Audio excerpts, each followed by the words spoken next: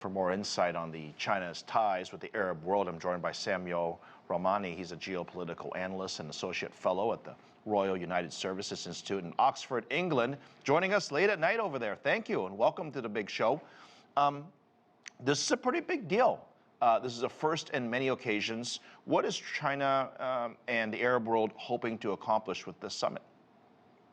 Well, I think it's a major milestone for China's involvement in the Arab world. We've seen China steadily expand its range of economic contracts with the Gulf monarchies and also expand its role in the Israeli-Palestinian peace process as a potential alternative arbiter, as the United States is no longer seen to be an objective mediator by many stakeholders in the region.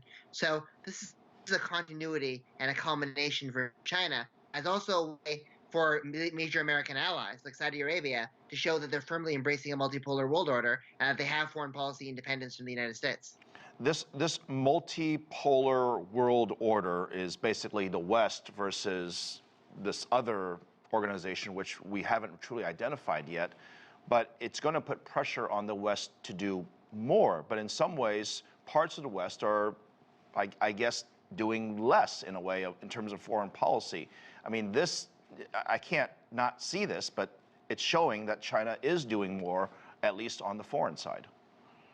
Well, definitely. It's certainly going to send alarm bells in Washington. We've seen the relationship between the United States and Saudi Arabia in particular over the past 2 years become quite fractious, with Biden's vocal calls for a swift withdrawal from Yemen, which ultimately diluted, Biden's attacks on Mohammed bin Salman over the Jamal Khashoggi assassination, and more recently with the OPEC Plus standoff over oil prices and Saudi Arabia's very reluctant willingness to overtly condemn Russia's invasion of Ukraine.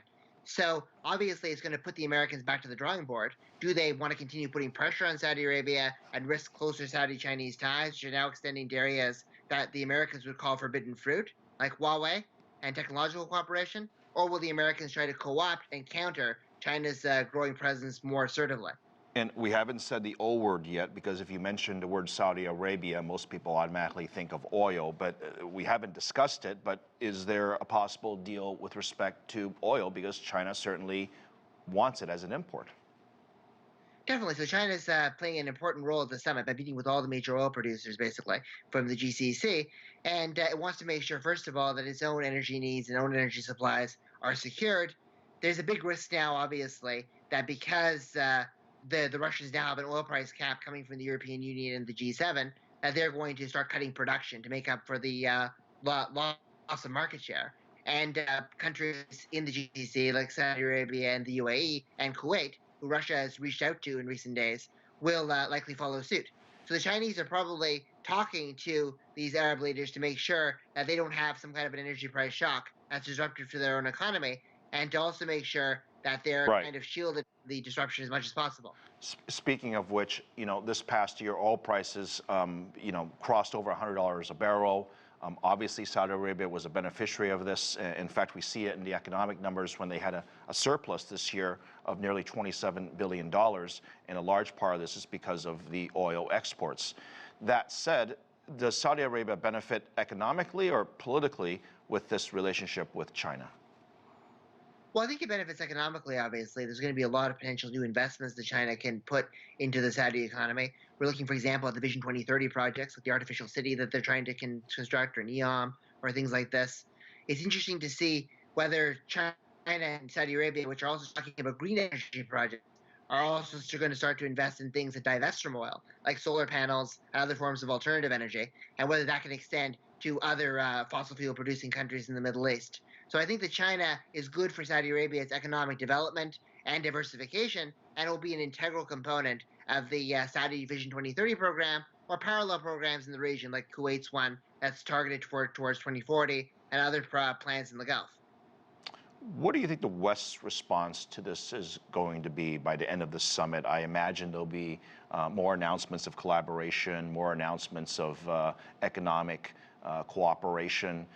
The West certainly used to consider Saudi Arabia, and I will say they still are an ally in many, many ways, but there's definitely some very serious concerns and some hesitation.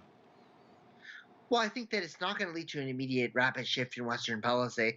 The UAE had a very clever role in brokering the Victor Bout and Brittany Reiner prisoner exchange today, which just showed the Americans, even though they're, as a Gulf monarchy, are engaging with China and they're engaging with Russia, they still can be valuable and useful for American foreign policy. So I think the timing of this and that hostage release is quite interesting to look at. So I think that the Americans are probably not going to react overwhelmingly to this, aside from needling the Saudis on any kind of cooperation with Huawei, like they've done with Western countries, like they've done with Israel, like they've done with other places. But they have a choice to make. Are they willing to overlook some of the things that they see to be unpalatable about the Gulf monarchies, like human rights, authoritarianism, uh, the Yemen war, and also their desire to make some kind of a nuclear deal with Iran, even though that's on ice? Or are they willing to continue to stand on those issues and risk seeing former allies drift closer to China and drift towards a multipolar order? I think that the Biden approach has been encouraging them to drift towards a multipolar order, and the Trump approach, which is very much maligned in the West for sacrificing American principles, would have probably kept these Gulf monarchies a little more on board.